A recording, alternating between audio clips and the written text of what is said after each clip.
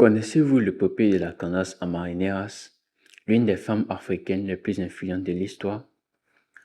Contrairement à ce que la majorité des gens pensent, le continent africain a connu de nombreux personnages légendaires et historiques.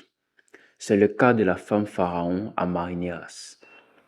Originaire des Barrois, Méroé, nom ancien de la Nubie, actuel Soudan, la Candace Amarineras devient femme pharaon en succédant à son mari conformément à la tradition matriarcale et prend la règne de l'Empire en l'an 40 avant Jésus-Christ.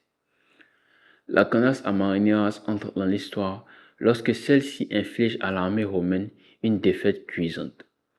En effet, après la conquête de l'Égypte noire par les Grecs, ceux-ci vont se faire renverser par les Romains. Les Romains, pensant à étendre leur empire, vont s'attaquer au royaume de Méroé, sous gouvernance de la Candace. C'est ainsi que la Candace, avec l'aide de son fils, le prince Akhénidad, va lancer une offensive majeure contre l'Égypte romaine. On raconte même qu'elle y perdra un œil. Malgré les contre-attaques de l'armée romaine, la Candace et son armée tiennent tête. Devant ce statu quo, et les Romains, impressionnés de voir une femme assumer un tel leadership, et s'en suivra des négociations.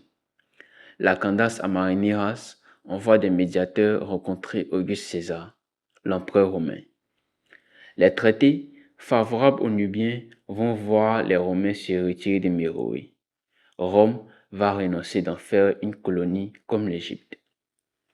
Cette victoire marque le début d'une période de paix et de prospérité qui verra l'Empire devenir le phare de l'Afrique pendant plus de 300 ans. En raison de ses exploits militaires contre la plus grande armée du monde à cette époque, son courage et sa détermination, la Candace Amarineras demeure l'une des plus grandes femmes que l'Afrique ait jamais connue.